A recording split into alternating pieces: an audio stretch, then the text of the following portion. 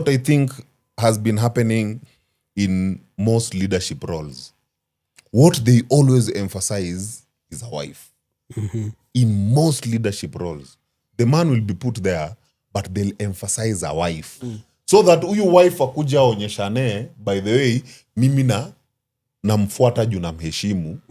Na juu namheshimu is because he's a great man. There's a lesson which we lost, and I think our fathers some of our fathers hawakutupatia, or they never got a chance to actually impact it on us.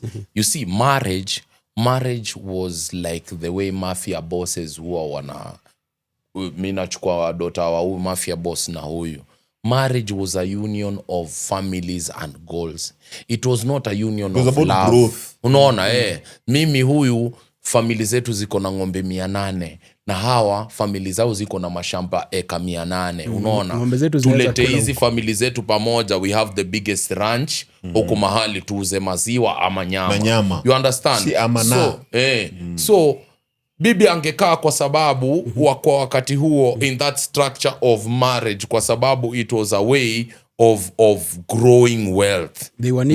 It was a way of tunataka kuwa na watoto wangapi tulime shamba. You understand? Sisi tunataka kukuza jina yetu. You want to have a unit yenye na leader wetu wa kukudenja ama nani?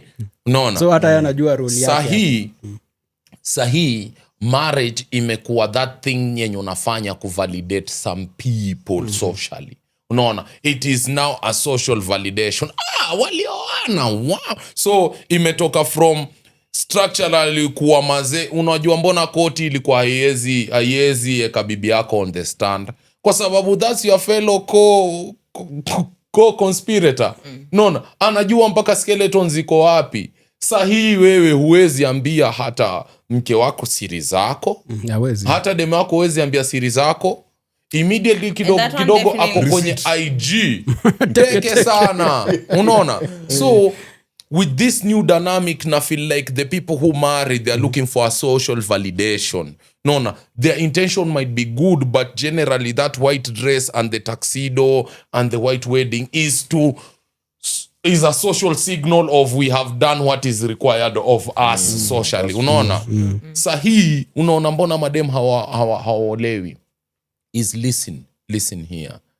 Mimi hata afadhali to date, lakini kama ndo hiyo sorry ndo hiyo condition inaingia, if you are not the person to give me your kidney bro, mi si die. Unaona? Na sahi love lazima iwe ikuja na condition. We can no longer love unconditionally. If you are loving me, loving unconditionally ni gani? Kuna some form of love, kuna some form unconditionally nini huko kwa romantic setting. When has there ever been? Tuseme periodically due times and feelings you change as we go along, unanikosea na kukosea, but tuseme within periods of that relationship there are times when your partner feels like they can give their all to you within periods. Si ati hivyo ndo inakuanga constant, juu inaenda mahali ina change. Sasa wewe unaona iki kidogi man, nani umsea mazee, what the fuck man, nilikuwa tu hapo mazee na you know, you get so ikifika hiyo point, but conditional love has to be conditional. Okay, unanipenda aje? Kwa nini? Unanipenda aje? Mimi nadhani what form is your love? As in unapenda nini? Why are you loving? Na hiyo ndo answer watu hawezi jibu. Nataka niingishe kwa rabbit hole leo. Hii unconditional love inasemangwa na mtu yuko in love. Sasa hapa kuna comment sauti hapana, sorry, that's another one by Sabato sauti anaitwa Wayne Mavoko, kwa karibu ni hiyo familia na tusema tuko locked. Alafu jamaa mwingine anaitwa Munene Arnold, huyo alisema Karembo atachora tattoo kwa mgongo ya Karembo. The back. Leo amekuja na specs. Leo najua kumaliza Arnold. Ndio sasa haujaenda mbali sana. Sasa Karembo corporate body ni kama miwani inapandisha sexual appeal. Night nurse. Ujamaa amejikamata kwenye hiyo. Umeona penzi lake la nini? Anataka kupendwa na mtu wa miwani. Mtu mwenye anamkumbusha ex videos pale. Spray on the goggles. Can you remember when I told you there are people off camera? What are they doing? kuna mwingine anaitwa Mukabane. Ako hivi ako wewe, kendio kamera kwa Karembo. Na Mukabi anajikamatia mtu mwingine. I think it's the long hair. Anasema huyu mrasa pewe ngwai 2 kwa bili yangu. That's Mukabane. Big up Mukabi, bless up sana shukrani. Anasema utoe kofia one. Nitoe kofia. Ngori. Mwambie off screen. Paka aone. Akishaona hivi akiona bia zake na Shukran man. Shukran for tuning in sana. Karibu man. Munene Arnold anasema tena huyu mras ukikutana na yeye hawezi jua kuna hizi Bruins zote. Na kamsewa akili ni nywele manze.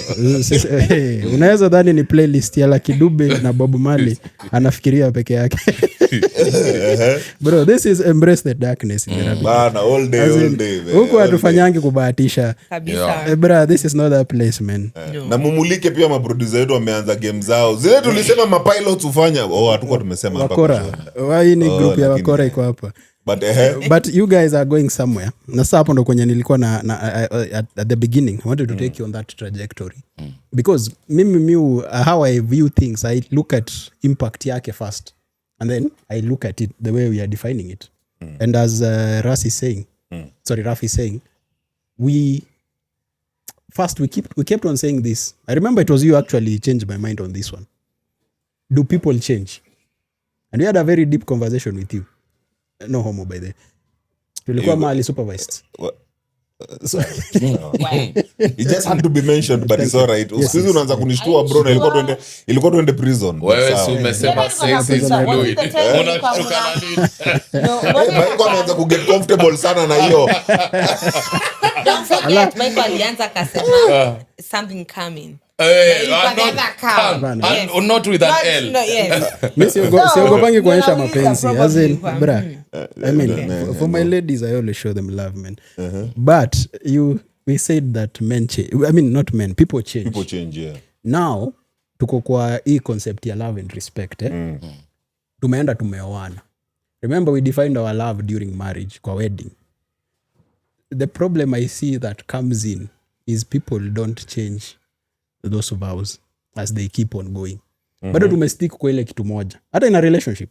And let me not even go to the marriage aspect itself. Because once you look at how we go into some of these things, let me take love as that concept. Hatuingiangi na an understanding of where we are going. We first start with, how do I even put it? Is it the sex that comes first, the last? Not even the sex, the emotional part. Marriage. The emotional part comes in first. So you don't think really beyond this, what else? Nani amesema mambo ya kidney? I think it's you. I mean, what am I doing with you? Yet you cannot sacrifice yourself for me. No. Those are some of the things people don't think about. Because once you start to think about them, then you start to put conditions. I will give you my kidney only if tutafanya hivi na hivi. That builds that now a concept, aspect ya love. Because to prove to each other that you can be there for me, I can be there for you. That was our parents. But sasa, no, our parents used to have conditions. No, they used to have. They had. So what you're trying to put is, when I say people change, I didn't say structures change. So we can't generalize, because you enter a structure, that's why there are contracts. Unajua? Yeah. Because hii contract haifai kuchange. No, contract ulisema utakuwa unalima kutoka hapa hadi hapa. Brother, usichange. Usikuje tena leo ati unajua sasa nimezeeka pia waelewa. Ulijua ukisaini contract. Bra, sasa that's where sasa wacha ni land. Yes. For marriage contract is not supposed to change. Unaget? You as an individual, nyinyi mukiingia pale, you need to understand you individuals are going to change, but the contract has to remain. Kama tuliandika kwa hii contract, till death do us part. Bra, change ni change, lakini ni death itatuseparate. Unajua, like hiyo contract ibaki constant. Now you are going in a right trajectory. Ndio maana nimesema, let's take concept ya love. Nikatoka kwa marriage, nikaingia kwa relationship. Because marriage is a bit difficult. Because tumeandikiana mahali. But kitu moja watu hawajuangi about the marriage aspect kama any other contract kuna KPIs, kuna vitu tumeandikiana, as in hii contract yetu, what is making this contract valid? Tunapata watoto, what are we doing? As in hizo ndio markers za success ya hii contract yetu. Exactly. So what happens when we achieve them? Are we going to stick to the same contract? I think when you come to see marriage yone kama constitution, na haiwezi kuwa rigid because in between you will be putting in new acts and what depending na needs za hiyo relationship vile zinakuja, unaona?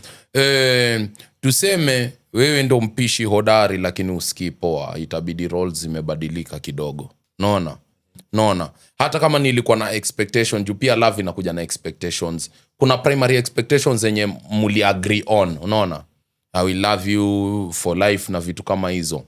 Na ukumbuke, once you base your marriage on a generic contract, unaona? Love you for life, ile yenye kila mtu ambaye failed marriages ilikuwa alisign, unaona? How do you guarantee yourself that you will not fall into the same trap? Unaona, hizi ni commandments za... But hiyo unaongelea kitu haiko kwa marriage contract, hakuna mahali feelings are involved with that contract. Ndio nasema. So kwa hiyo till death do us part, si ati I love you till death do us part. We are going to be together till death do us part. Meaning kuna times unaweza nichukia, kuna times unaweza nipenda, lakini let's stay together. Ndo nasema hiyo ni ukweli, lakini hii marriage yetu tumesign contract ambayo kila mtu amepatiwa, ambayo ina end till death do us part.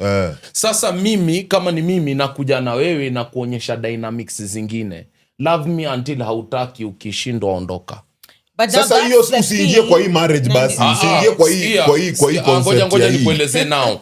That comes in us defining what marriage is. Kumbuka ile marriage ya till death do us part ni ile conditioning marriage. Ile conditioning yenye nyinyi wa Kristo mwenye mmesign hii kitu mnafaa kupendana in a certain way and muende nayo for life, unaona? But healing sasa, wewe getting people out of the matrix ni kuja, nimekuoa, we ni mke wangu, love me until you want to live. So ndio hiyo chenye nasema, that's a new clause you're putting in. Sasa si ndio hiyo nimekuambia, marriage is a constitution that is changes within time depending on different stimuli. Yani ukinichiti na ama nikikuchiti na ikikukasirisha tunaweza terminate. Changes with application. Yani ina change na zile stimuli zenye zinakuja into this marriage, unaona? Kwa hivyo meaning hizi changes hauzi implement ukiingia kwa marriage. Ni contract. Kwa hivyo ndo nimesema hii structure haichange. Hii structure ni venye mumesign mukiingia. Hii structure ibaki hivyo. Sasa like in the sense of again I'm repeating. Structures don't change. Feelings do. Structures don't change. Kwa hivyo kitambo structure ilikuwa ni till death do us part. Saizi wewe umekuja na clause yako. Ndio hiyo nakwambia. Sasa hiyo chenye imesema hivyo, tukiingia tu sign rafi. Tunasema by the way wewe ukicheat mimi naondokea, ama mimi nikicheat naondokea.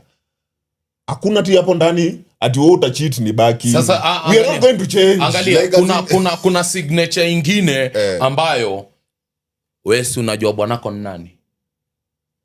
Mfuate hadi nyumba yake. Yani mimi namwambia mke wangu, namwambia wewe unajua bwanako ni nani? Mfuate hadi nyumba ya? Sawa. Si wewe unajua bwanako ni nani? Na wewe mwanamke unajua bwanako ni nani? Si ndio? Kama yeye ni bwanako utamfua, yani we have been fed a script. Na hiyo ndo ile condition ulikuwa unasema, kwa people have been conditioned that marriage is like this. Do you know what marriage is? Mimi sitaki tuchachishane tufikashane mahali tunadunga na visu bwana. Wewe ukitaka tall nigga, ukitaka short nigga, wewe niambie mapema. Lakini kitu mimi sitafanya ni kuplay second fiddle. Yeah. Sawa? Mimi hii constitution yangu yetu inasema hivi. Clause zenye zinanifavor zinasema hii. Wewe chagua clause zako unataka ziwe zinasema nini. Nikiona hii constitutional review imenifinyia, tunaweza iwacha. Unaona? Si lazima tuendelee bana. Tunaweza renew hiyo contract. Tunaweza kaa tuseme Reject finance. Na pia kuna zingine kuna clause zingine. People mnasema for appearances it was conditional. Na after wamekaa in it wana realize now we in love. Yeah. I mean they're changing the contract. But unakuta they're changing in a place of it's like wanna discover themselves as they go. But now sasa ndio hiyo ni kama constitution. Yes. It's fluid. Yani ukiona mahali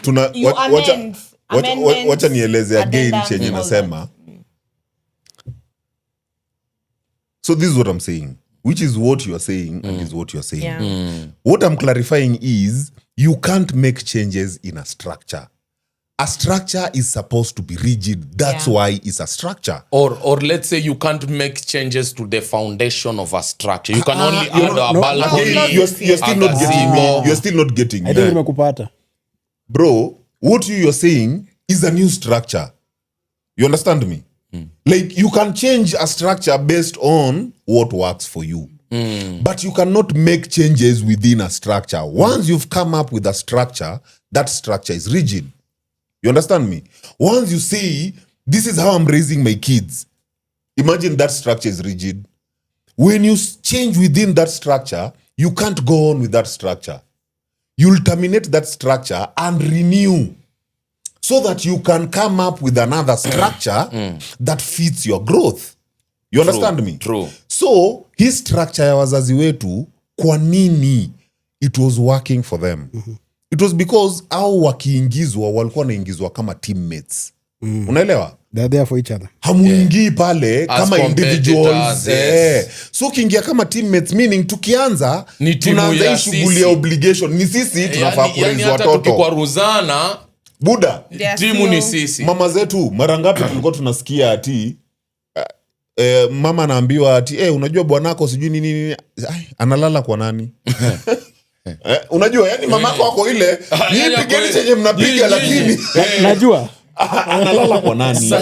Sahi Mangiti tuna prioritize individualism sana. So hapo ndio mali nakwambia, which again you have to understand which is not wrong. Yeah. So hiyo ndio chenye nasema structure ya wazazi wetu hiyo yenye walikuwa wanaenda nayo, it was teamwork because it was from a community.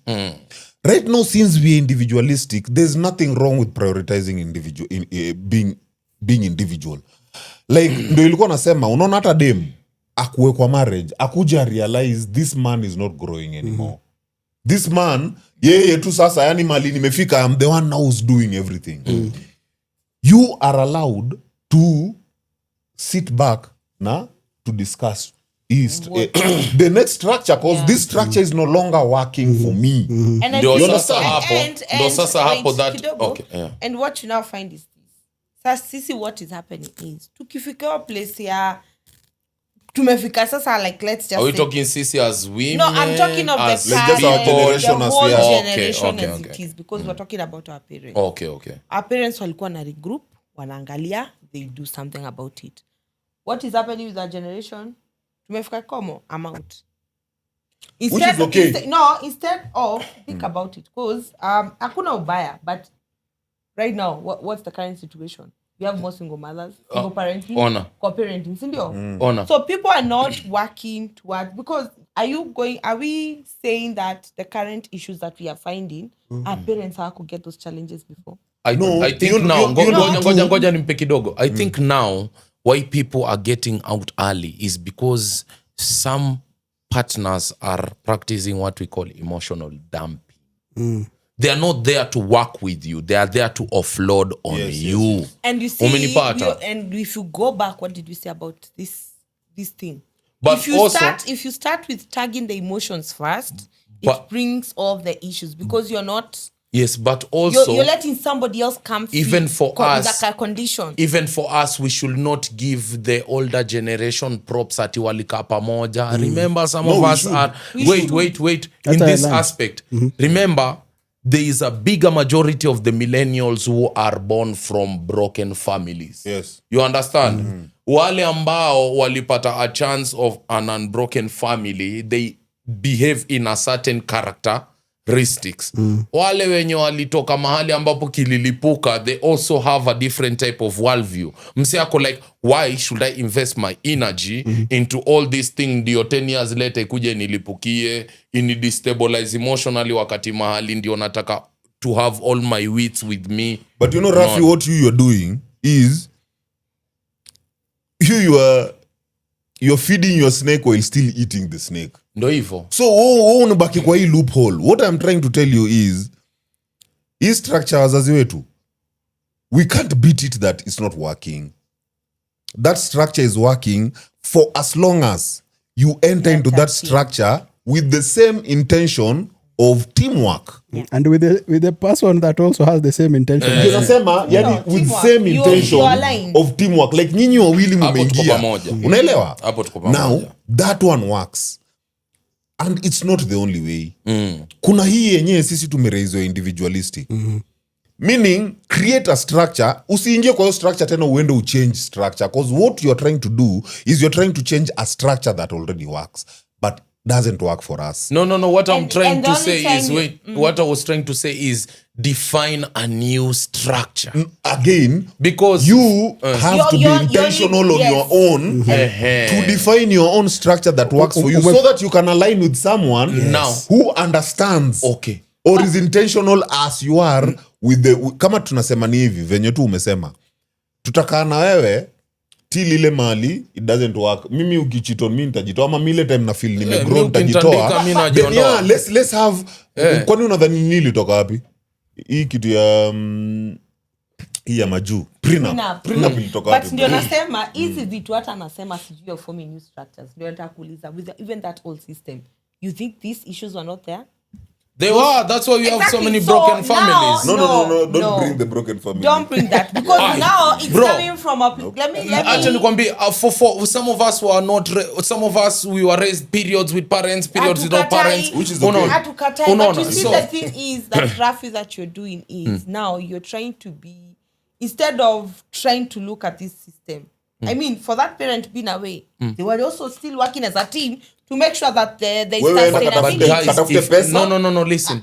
If we say that, it means we have structuralized that these relations how wazazi wenye wali to raise, they followed a certain structure. Yeah, functionality kwa sababu they were playing with. But that's linear thinking. That's if the prompt gives a linear result. That if we work as a team, things will go nicely like this. But Rafi, remember that was the narrative that was there. Rafi, you also not getting is there's no one time that, from, as you said, from one relationship to the next, or the marriage or whatever, hakuna siku it was all rosy.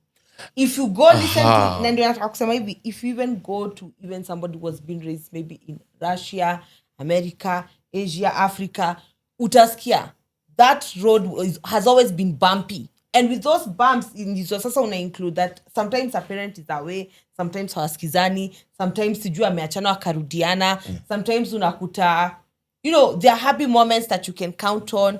Sometimes maybe a parent had to, they were present there. So you see, back then when the it was a structure, because remember what Nani said. So long as you're a team. See, mimi sipingi kuwa kulikuwa na structures. That's not even what I'm napinga.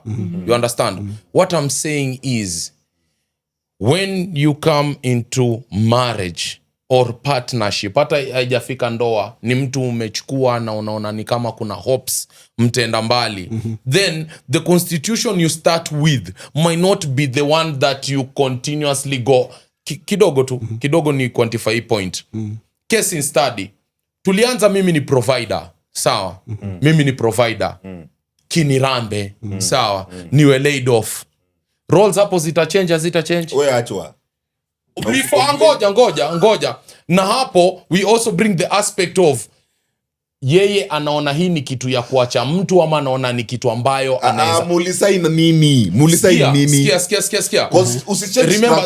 Sikizeni. Remember when you are getting into, you know what, even ngoja ni quantify kidogo ni quantify. Guys, we are making it as if when we are getting into relationships, there is a certain way which we tell each other that you will behave. In fact, the first days of courtship amonyeshangi tabia zenu mbaya. Kwa sababu gani? Mko ile love bombing stage na kuonyesha my best foot forward. So hapo hakunanga masharti. Umenipata? In the initial stage hakuna masharti. By the time ina get to the marriage stage, unampatia masharti ati lazima afanye hivi. Inafaa kuwa ashajua kuwa tukiingia ndoa vile tumepractice before the marriage, tukiingia ndoa it might take the same type of trajectory. Now it has the seriousness and the cover of marriage legally. Not even the name marriage. Now it has a legal aspect. Now let me take you back to what Dizo was saying. Unaona the reason why I think now more than ever, let me use the last probably 10 years, tumekuwa na so much information some of these things we go through, especially relationships, is because we have gotten access to information and we have labeled those things we are witnessing. Kuna kitu moja Dizo anashinda akisema intention. Unaona, I cannot quote you on pretense. I must be intentional with what we are doing. As in, mimi nimekuja kwako, nimesha communicate what I want. As in, na I think hapo ndio contest ya healing inaingia. Have you overcome whatever you are going through to a point that you can communicate clearly also what you want? Because and now more than ever, I start to see kuna instances that the problems that we face mostly, they are coming from a point of communication.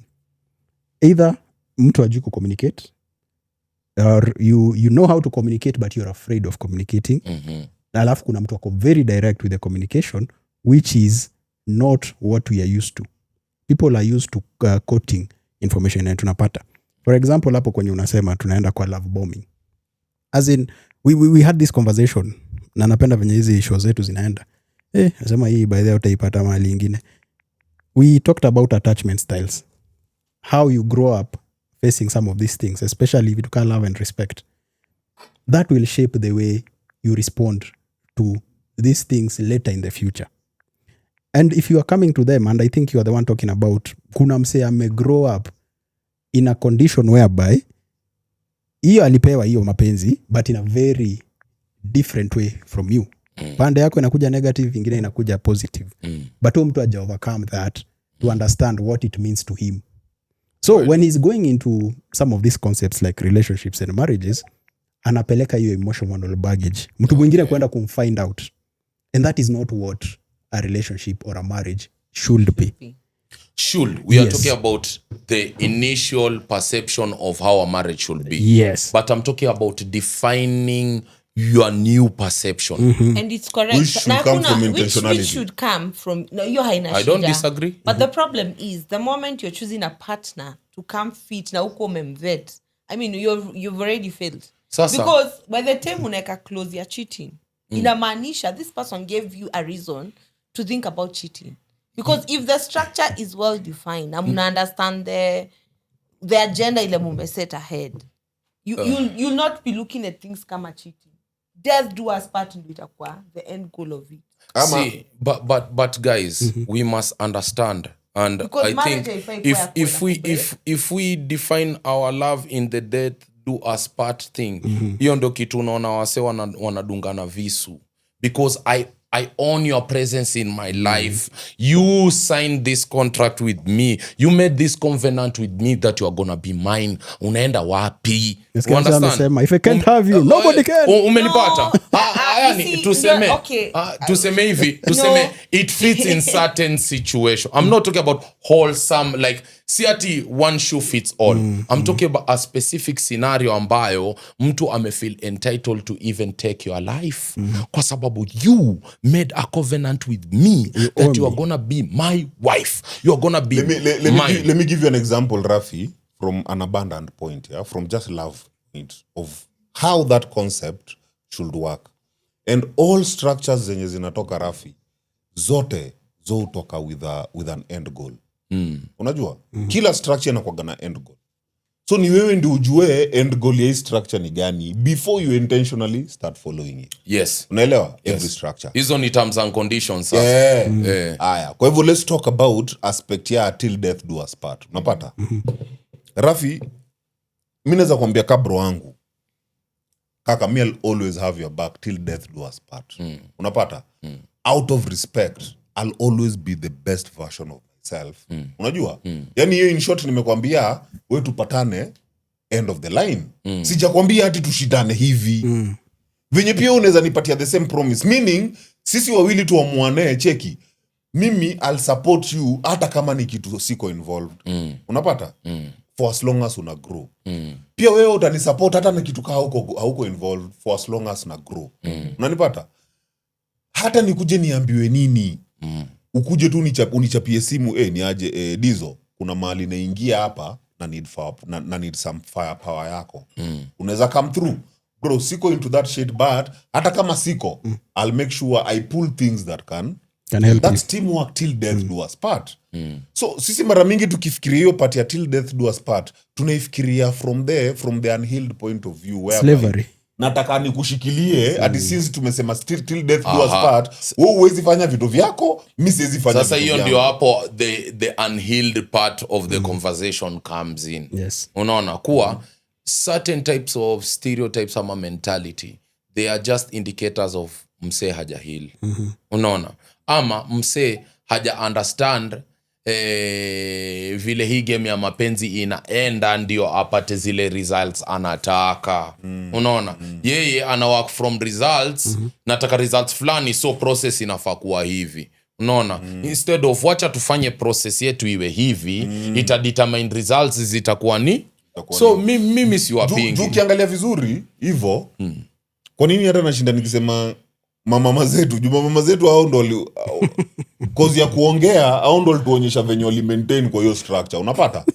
Now look at it this way. Budu unakuja unaambiwa ati mzae anataka bibi, anapatia hiyo wera tu bibi yake. Ni nataka mtoto mwingine. Bibi yake ndio anamtafutia, anamletea mtu. Sisi tulikuwa na cases hata ati bibi ameleta msichana mwingine juu bwanake ako hypersexualized. Mimi mwangu Jamaa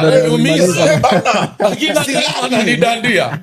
Nimezaa juzi. Tena bado ngoji nipone. Jamaa anaenda namletea mtu paka anakuwa, yani yeye ndio anavet mabibi za huyu mtu. Yeye bado ameweka hata museme nini nitakuwa na yeye paka akufe ama mimi nikufe. Unajua? Hajaweka hizi zingine kama ni till death do us part, ni mimi tu na wewe. Sasa huyo wameka into a social contract and terms and huyo aliingia na ile health, ameelewa the assignment of that structure. The assignment of that structure for you to ndio muishi till death do you part, the core value should be respect. Respect ndio yenye na build teamwork. But do you feel right now respect is something that tuseme ukianza kudate mtu atakupatia mageti? Sasa ndio kitu tunakwambia, si story na kufeel do I feel right now. Do you, okay. The topic should be, why are you so entitled to demand respect in a relationship? Mbona wewe mwanamume usikae useme by the mimi ukiniona kwa relationship it is out of alignment on respect. Mimi ukiniona na best yangu yote wewe jua by the heshima iko hiyo mtaa. So tuseme hivi. Mangiti value system yako ni mimi nikiwa katika mahusiano kuna structure fulani nataka na prime paramount ni respect. Unaona? Kuna mtu mwingine akiwa kwenye mahusiano, yeye anataka kuona watoto wako sawa, wamekula, wamelala poa, wameamshwa, wameenda shule, mambo yao iko sawa. Hiyo ndio duty amekupatia. Kuna mwingine anakupatia duty ya nini? Wewe. So huyu mwenye anataka watoto wakuwe sawa, waende shule wakuwe sawa ni nini? Amekubaliana bibi yake anaweza kulwa nje. Sikia. Yani tena zingine zinaongezeka. Sikiza. Kwa sababu sikiza, vile nimekwambia this is like a constitution. Unaona? Iko na terms and conditions zake. Sasa mimi napatia example, not that that's the only and primary and the only thing bibi atafanya na atakuliwa nje. No. We are talking about zile vitu na hold paramount. Naona? Kuna msee. So ndio nimesema kama una hold paramount that watoto wako bro, hujaona watu wanadinyiwa mabibi zao. Like kuna msee like anaenda kwa nini kwa swingers. Like yeye mwenyewe ndo amevolunteer kupeleka bibi yake. Nimesema for as long as like sijakata if your core value in that structure is watoto, then you have no problem sharing that woman. Because again, your core value is kids. Skizeni. Core values in a hierarchy. Unaona? Core value does not stand alone because mimi core value yangu ni hii, haitakuwa na anything yenye iko number 2, number 3, number 4, number 5. Unaona? Core value is not stand alone. It is top. Number 1 ni nini? Mimi number 1 ni na alafu number 2 ni nini? Unaona? Number 2 itakuwa nini sasa kwa hiyo situation? Angalia, it's fluid depending on whatever individual needs mtu anataka. Wewe tuambie number 2 yako. Now are we talking about mimi? Bibi yako amekupea chakula watoto. Sikia. Mimi number 1 ni nini? Happiness. Sikia. Hiyo love, respect wejieke. Bora kuna furaha. Mimi ukindisrespect as long as I'm happy hakuna norm. Inakwambia kweli, ukindisrespect as long as I'm not happy na kupasha na asubuhi. Mimi weza kuja unanishautia na sikiza marege na kula vipulizi. Bro, acha nikwambie. Sikizeni, wanaume kuna zone fulani unaweza ingia hata devoice kutoa hapo. The type of joy yenye unasikia na ile type of joy umejipatia, yani hata kuna mtu anaweza kushikisha so unasikia. Unapenda makeup mimi sikiza walai mimi maziacha nikwambia, hata uwe mbilikimo uwe mzungu uwe ugly uwe beautiful nini, as long as you make me happy maze, as long as unaniletea happiness, na mimi happiness nao sasa ndo naweza break down. Happiness nini? Sinchachishie. Happiness nini? Nionyeshe heshima. You understand? So your respect is part of my happiness, but I don't use respect as the thing that is anchoring. No, the happiness will contain love, respect, care. Unanipata? So what you're saying is your happiness is anchored outside you.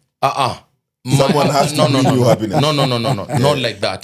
Then why is it the main? I'm saying sometimes happiness is anchored inward, sometimes happiness is anchored outwards. Mtu anaweza kuletea raha bwana.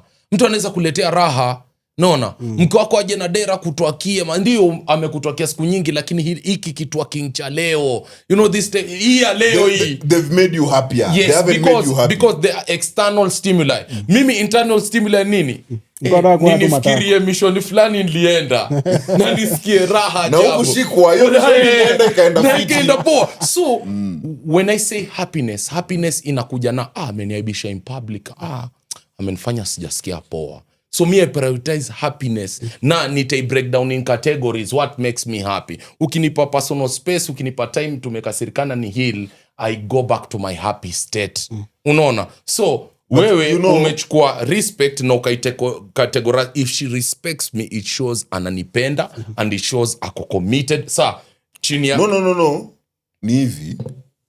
You see, na respect is a boundary. You see? Because mimi na happiness yangu.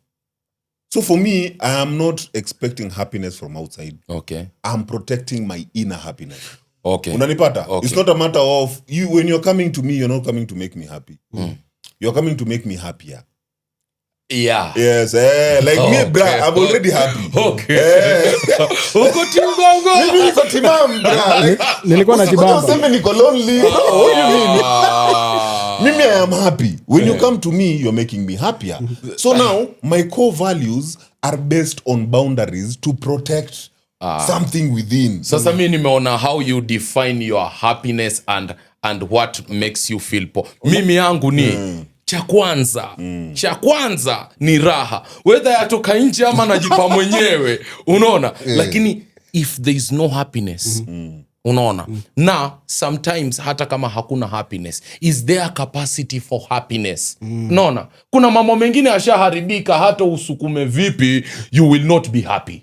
Unaona? But mtu anaweza kukwaza wewe, anaweza cause discomfort. But they will only do that. You see, hapo ndo mali nakwambia, me protecting my happiness is why I'm making the core values be my boundaries. I'm not going to say my core value is happiness because that is not something that I am looking for. I already have it. Unanipata? So it's about me protecting it. Meaning if I'm relating with you, I know najua katuseme najua baiko ni conman. Sindio? Thank you.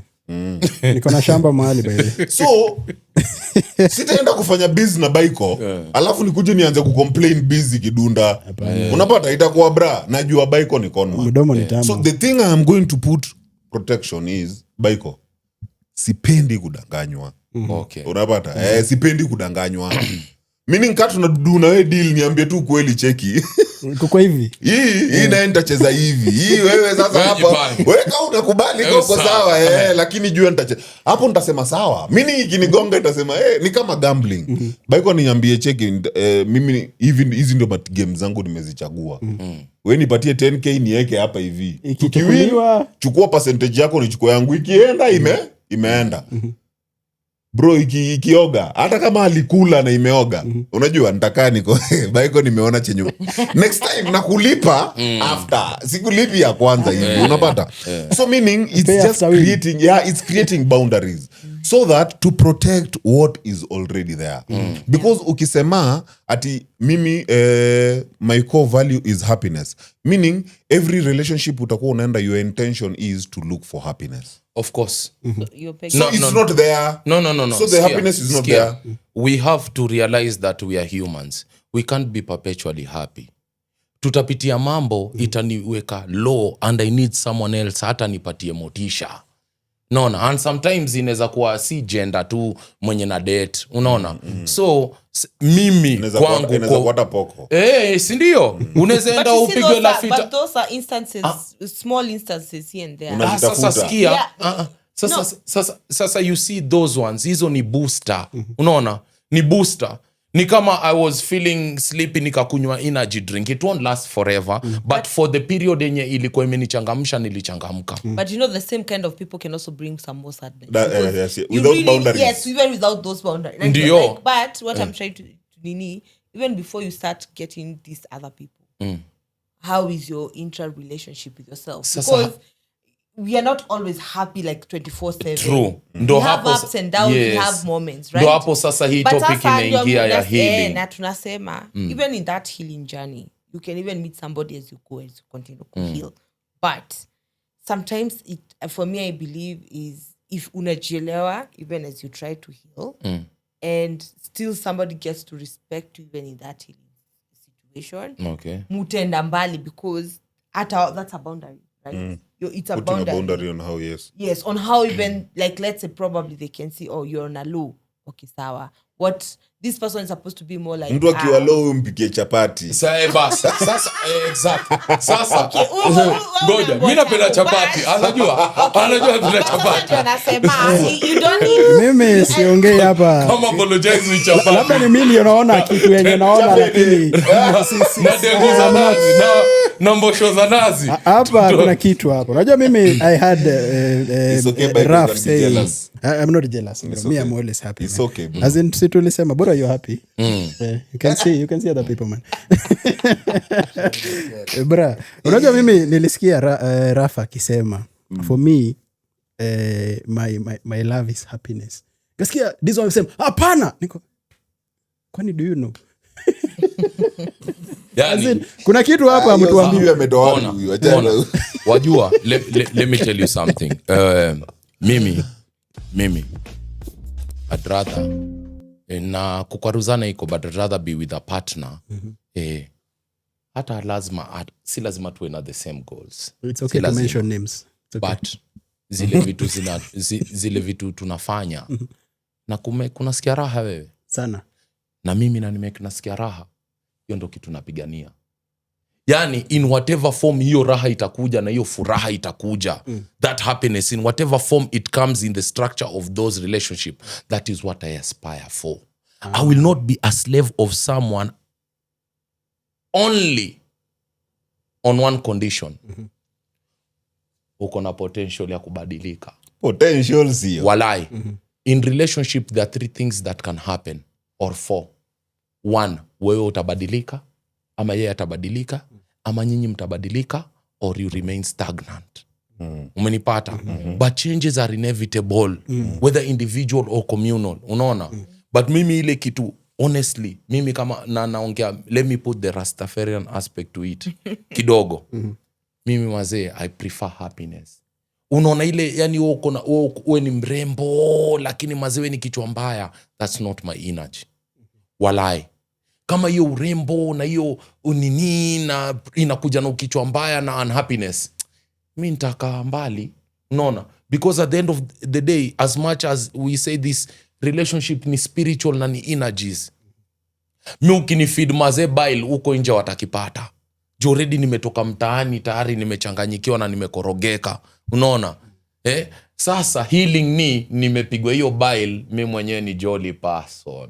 Budo uko happy. Yani ndo hiyo sasa healing. Sasa ndo maana nimekwambia kuna mtu tamwona mgani wa nini kitoka hapo. Twenzetu tukapiga vikombe. Unaona? But unaona na hapo ndio ninakwambia mali boundary inaingia ni hautarudi kwa hiyo environment.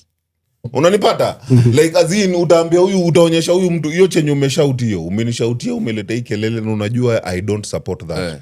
That is the last time you ever gonna do that. But that is only if you are an absolutist type of person. Yani mtu akivuka boundary yangu ndo imeisha basi hivyo ndo hivyo. Me I don't want and you know you can be though. You can. That is that is transformational now. Wait. Now that absolutist. Yes, absolutist. Such kind of personas. So what would happen? That would mean that every other person wanakuanga. Acha nikwambie, huyo ndo ule dem akikuacha, walai umemess one time. Akikuacha hata utume text ngapi, hata utume maua, hata uende na chopa, hata uende kwa babake, hata utume dadake, utume rafiki yake, uende kwa TV weke billboard. That person, that is an absolutist. Yani, what about if it's the other now? The man is the one who's the same. Sasa ni the same.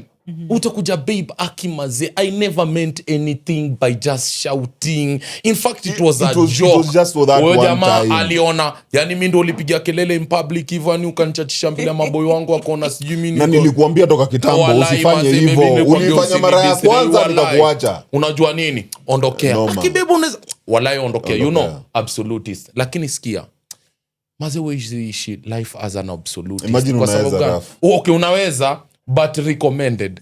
Daktari, when daktari? Like, chenye nasema ni, unaona hiyo tukisema ati uwezi ishi hivyo, then we are normalizing venye. Okay, unaweza. So, meaning there is a totally, ni kama, like, there was a time I was telling someone, the only time you'll fight something and call it impossible is because you are so familiar in your comfort zone to a point you don't want to approach to absorb new information. If we imagine kitambo babu yako angeenda ambiwe, unajua mtoto wako anafaa kuquestion. Haiwezi. Ingekuwa. Mwanzo mwenye ameleta. Tunaanza na wewe. Ukarudisha ripoti. Ukawaambie ulipokuja niambie ujinga. Nini ilifanyika? Ulikuwa unafikiria wewe. Unapata? But we are a battered generation. Saizi unakuja unapata grandfather anakuona wewe unajaribu kushautia mtoto wako, anakuambia tulia, sikiza chenye mtoto anakuambia. Unaona hapo unaangalia budango unasema mbona mimi kuna time budango ashainiambia nitulie, kuna venye nilikuwa mtoto wangu naye sasa venye mimi nimekaga mtoto. Ni generation alpha bro. So nimemwekele design. The king of their life. Mimi nimemwambia makosa ni once. Unajua? Yeye hujua hivyo. Hakuna umekubaliwa kufanya makosa. Repeating. Hapo sasa hapo tunacheza sasa. So hii time amerudia chenye nimemkataza Jona juu wako. Ako na magrand buda sinamuendea buda ashaka mautu buda oya achano anamwambia dadi amefanya hivi wachana na yeye wangu bana. Niliangalia mtu mwambia achana na wewe hata sikuwa nafanya makosa mara moja wewe, yani hiyo mara moja hiyo ulikuwa unanituma ocha hiyo makosa moja ushanitangaza kila mahali, lakini unanipata tumocha hiyo kitu mbaya ili niuma. I guess basi. So meaning chenye nasema ni like kuna information zingine zenye saizi sisi tukiziangalia they look so impossible. Unaona? They look like hata inakaa ni perfection, kitu kako kwa perfectionist. But it's not. Healing looks so impossible because tumefamiliarize and healing. Yeah. Like umezoea ni kama trauma babies. Umekaa hivi hata umezoea ati best yako anaweza kupigia usiku kama umelala na bado insist na story. Tumezoeshana hivyo, tumezoeshana saizi ati Rafu unaweza nipigia any time of the night na nikikwambia buda mimi usiwe nipigie usiku nimelala unakache. Sasa unakasirika nini? But then mimi huambia watu beyond 10 pm usinipigie bwana. No, what I'm trying to say is what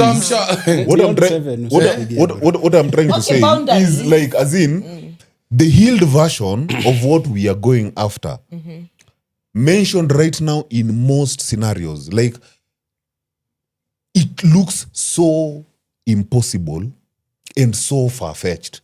That's why when you see hata kama show yetu the Embrace the Darkness, when you listen to this podcast ama kwa wale wenye wanakuja ni wapya ukiisikia on an upper level, bro, this is the most chaotic podcast mimi mwenyewe nishaisikiza.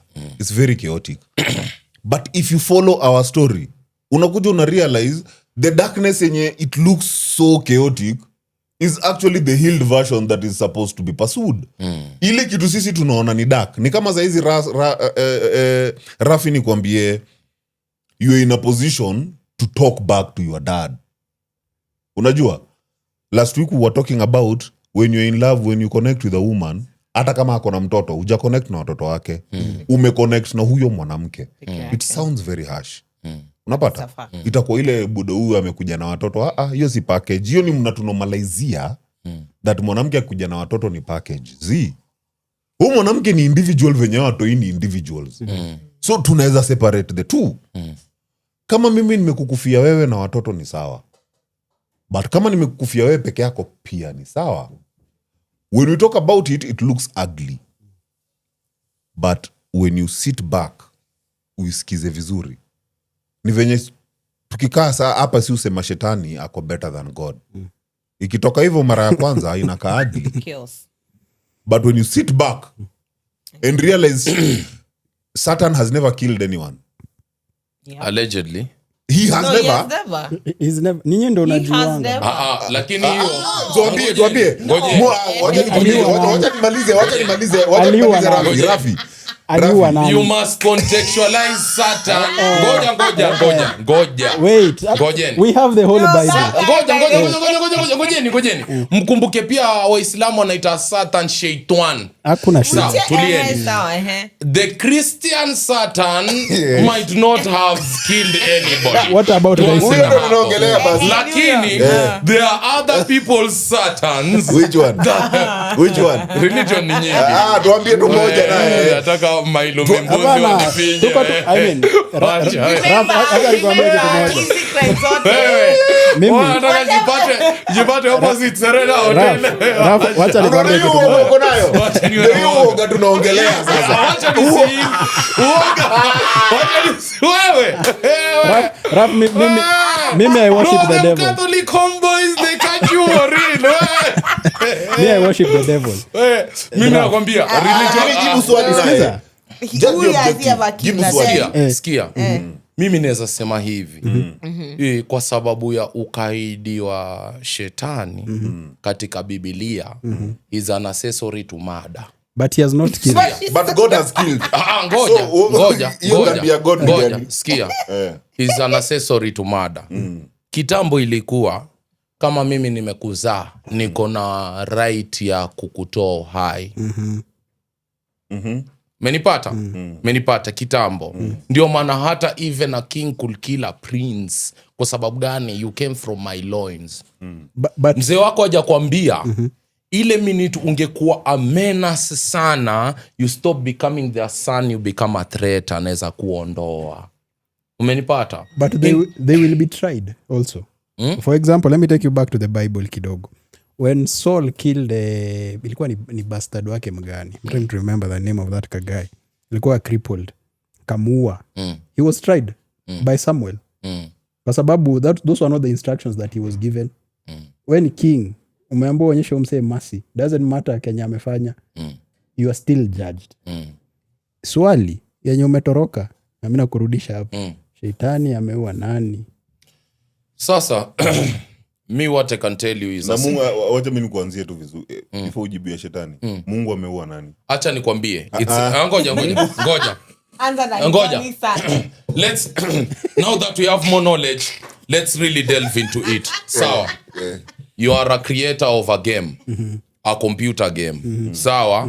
You have breathed life into these characters in this computer game. Sawa. Anytime that character behaves in a manner that does not conform to ile rules umeset to the game, inakani kama ni virus imekula game. Unakumbuka siku za virus kula game?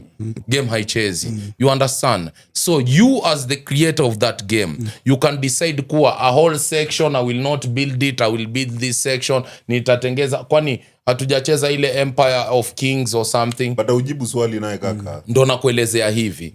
You are asking me about a character mwenye ako kwenye kitabu si kuandika. Kaka ujibu tu swali. Vile kitabu imesema. Ngoja, umenipa the Christian context, but niyo tu. Lakini mimi I can't answer for the Christian context kwa sababu gani? Sasa ijibu umesi kama storybook. Kwa sababu gani? Ngoja.